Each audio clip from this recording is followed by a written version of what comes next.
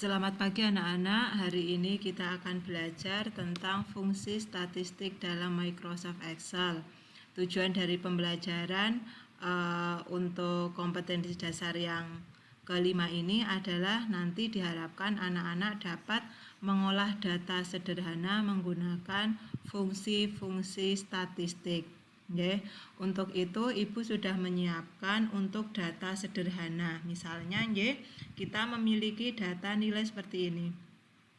Ada nomor, nama siswa, jenis kelamin, dan nilai matematika. Nah, kita akan mengolah data tersebut.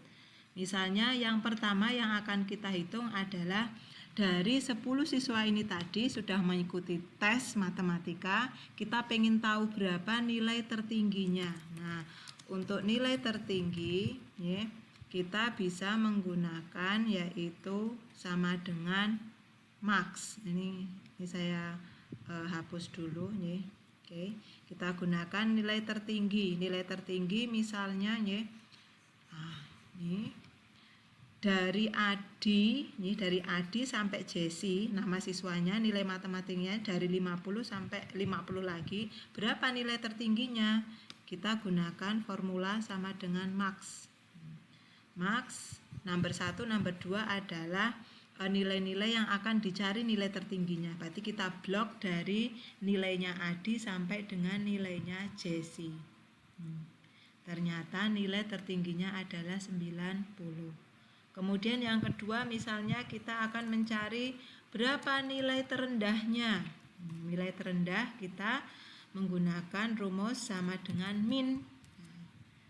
Sama areanya yang mau dicari nilai terendahnya. Nah, ini kita blok dari nilainya Adi sampai Jesse. Ternyata nilai terendahnya adalah 40. Bisa dipahami nggih, nilai tertinggi max, nilai terendah min. Berikutnya kita pengen menghitung juga nilai rata-rata. Berapa rata-ratanya? Rata-rata kita menggunakan rumus sama dengan average. Sama dengan average, sekali lagi kita blok dari nilainya Adi sampai dengan nilainya Jesse. Nah, sehingga nilai rata-ratanya 63,33. Nah, ini kita bisa gabung dengan fungsi matematika yang kemarin, misalnya untuk membulatkan bisa kita tambahkan di sini round kita bulatkan saja sampai sini ya.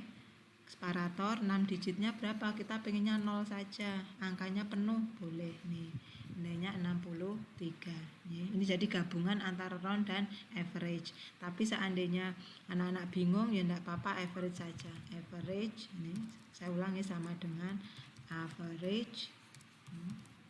Nah, dari nilainya Adi sampai Jesse hasilnya adalah 63. Kalau tampilannya pengen rapi, kita desimalnya bisa kita hilangkan tampilannya.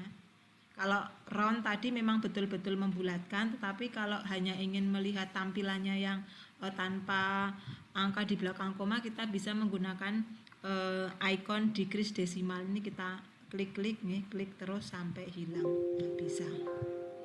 Oke, kemudian sudah nilai rata-rata, kita akan menggunakan average F. Average F itu rata-rata dengan syarat. Ini contoh penggunaannya misalnya begini, nilai rata-rata anak perempuan. Nah, ini kan yang ikut tes ada 2, anak laki-laki sama anak perempuan. Nah, rata-rata anak perempuan itu nilainya berapa? Maka kita gunakan rumus sama dengan average if, nah kurung buka, sintaksnya rank, kriteria, average, rank. Rank adalah lokasi di mana kriteria berada, syarat berada. Jadi kriteria itu syarat. Kalau kriteria atau syaratnya perempuan, maka di mana ranknya? Di mana kolom yang ada bunyi-bunyian perempuan, yaitu jenis kelamin, sehingga ranknya adalah kolom jenis kelamin nih, dari laki-laki sampai Adi nih, sampai Jesse perempuan nih. Jadi ini range-nya adalah C2 sampai C11. Nah, kemudian kriterianya apa? Perempuan. Perempuan, karena perempuan itu teks, maka harus diapit dengan tanda petik 2. Perempuan. Ini ngetiknya harus sama persis, perempuan. Average rank. Yang mau dirata-rata itu mana? Yaitu nilai matematika, sehingga average ringnya kita blok dari nilai matematika, kolom nilai matematika, ringnya D2 sampai D11. Nih, 58. Kalau pengen menghitung rata-rata anak laki-laki juga sama. Nah, tadi syaratnya yang kita ganti. Nah, di sini sama dengan average if. Nah, average if kurung buka, ringnya mana? Jenis kelamin. Kriterianya apa? Laki-laki, harus persis nih. Di situ pakai strip ya pakai strip. Laki-laki, average ringnya nilai matematika D2 sampai D11. Nah, ini penggunaan average if. Nah, kemudian lagi ada misalnya kolom nomornya ini tidak ada. Nah, kita kan bingung itu. Jumlah siswa yang ikut tes berapa? Jumlah peserta tes. Jumlah peserta tes berarti kita mau menghitung berapa jumlah anak yang punya nilai. Nah, ini. Jadi kita sama dengan count. Nih, tadi kalau kita ketik count nih, count the numbers of cell in a ring that contain numbers, menghitung jumlah sel yang ada angkanya. Nah, ini berarti dari nilainya Adi sampai nilainya Jesse. Nah, 9, ternyata jumlah peserta tesnya ada 9. Kenapa? Karena yang punya nilai ada 9 anak. Sekarang jumlah peserta, nah, jumlah peserta tidak ikut tes. Nah, misalnya tidak ikut tes. Yang tidak ikut tes berapa? Ini kalau datanya cuma sedikit kita bisa lihat 1, yaitu Eko. Tapi kalau datanya banyak nih, kita akan kesulitan. Menghitung sel yang kosong kita gunakan sama dengan count blank. Count blank, ringnya sama, nilai matematika. Nilai matematika. Jadi jumlah yang ikut tes 9, jumlah yang tidak ikut tes 1. Berarti kalau kita pengen tahu berapa jumlah siswa, jumlah siswanya ada berapa? Jumlah siswa kita bisa menghitung nama anaknya, maka kita gunakan count A. Jadi bedanya count dan count A, kalau count itu hanya menghitung yang number, menghitung angka, tapi kalau count A itu menghitung semua sel yang ada isinya, yang tidak kosong. Jadi lawannya count blank itu adalah count A. Nah, misalnya kita mau menghitung berapa jumlah siswanya, kita hitung saja menggunakan formula count A pada area misalnya nama siswa. Nah, jadi siswanya ada 10, yang ikut tes 9, yang tidak ikut tes 1. Paham ya anak-anak? Kita lanjut sekarang. Tadi kita sudah tahu jumlah siswanya ada 10. Sekarang kita ingin tahu berapa jumlah anak perempuan. Jumlah siswa perempuan. Ini adalah count, kita menghitung, tapi yang dihitung hanya perempuan. Maka kita gunakan count if, ada syaratnya. Anak perempuan, berarti ringnya adalah lokasi di mana perempuan berada, jenis kelamin. Kriterianya apa? Perempuan dalam petik. Perhatikan hasilnya ada 6. Kalau kita mau menghitung lagi berapa jumlah siswa laki-laki, rumusnya sama, hanya kriterianya yang berbeda, sama dengan count if. Ringnya adalah jenis kelamin, ya, separator laki-laki. Maaf salah ketik nih, laki-laki. Oke, jumlah laki-laki ada 4 siswa. Nah, sekarang ada count if, ada count ifs.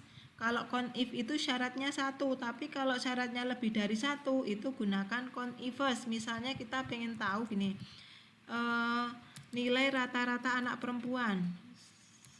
Misalnya ini, jumlah siswa perempuan yang nilainya di atas 50. Perhatikan.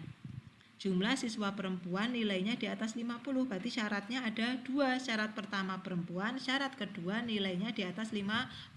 Maka kita gunakan sama dengan count ifs.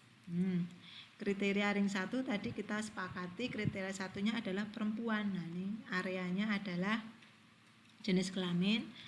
kriterianya perempuan dalam tanda petik. Nah, kemudian kriteria yang kedua, nih, di mana ringnya nilai matematika. Kriterianya apa? Lebih dari 50 kita petik. Nah, lebih dari 50. Ini hasilnya. Ternyata anak perempuan yang nilainya di atas 50 ada 3. Berikutnya ada lagi yaitu modus atau nilai yang sering muncul.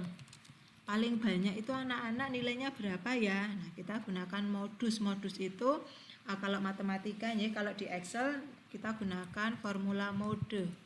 Nah, dari nilainya Adi sampai nilainya Jesse. Nih, modusnya ya atau nilai yang sering muncul adalah median, adalah 50. Kemudian ada lagi rumus yang selanjutnya median, yaitu nilai tengah. Nilai tengahnya ada berapa? Nilai tengah kita gunakan median. Nah, ini mulai dari nilainya Jesse sampai Adi. Nilai tengahnya adalah 60. Nah, ini tadi kita mengolah data sederhana menggunakan rumus statistik. Ini tadi tertinggi kita gunakan max, terendah kita gunakan min, rata-rata kita gunakan average, rata-rata anak perempuan tadi gunakan average if, ya ada syaratnya. Yang rata-rata anak laki-laki juga sama. Jumlah peserta tes tadi kita gunakan count, tidak ikut tes kita gunakan count blank. Jumlah siswa tadi kita gunakan count A. Jumlah siswa perempuan tadi kita gunakan count if. Siswa laki-laki juga sama, count if. Yang nilainya di atas 50 berarti syaratnya lebih dari 1, count ifs. Nah, ini kita gunakan mode, dan yang terakhir adalah median. Nah, masih ada satu lagi fungsi statistik yang akan Ibu ajarkan ke anak-anak, yaitu fungsi forecast, yaitu fungsi memprediksi, yaitu memperkirakan nilai berdasarkan kejadian di masa lalu. Nih, contohnya seperti ini. Ini kita misalnya ada pabrik sudah pernah berjalan. Dulu pada saat jumlah mesinnya 8, kapasitas produksinya 250. Jumlah mesinnya ditambah jadi 12, kapasitas produksinya 275. Nah, ini yang Ibu beri warna hijau ini adalah berdasarkan pengalaman. Jadi kalau jumlah mesinnya 27, maka kapasitas produksinya 420. Nah, sekarang kita akan membuat perkiraan berdasarkan data yang sudah ada. Jadi kalau jumlah mesinnya 35, berapa kira-kira kapasitas produksinya? Nah, di sini kita menggunakan rumus forecast. Nah, forecast, kalau kita memperkirakan kita harus mengetahui ada faktor X dan faktor Y. X itu faktor yang menentukan, Y adalah faktor yang ditentukan. Dependent dan independent. X-nya itu yang independen, merdeka, Y adalah yang dependent, tergantung. Nah, jadi kalau jumlah mesin dan kapasitas produksi, maka kita tahu faktor X-nya adalah jumlah mesin.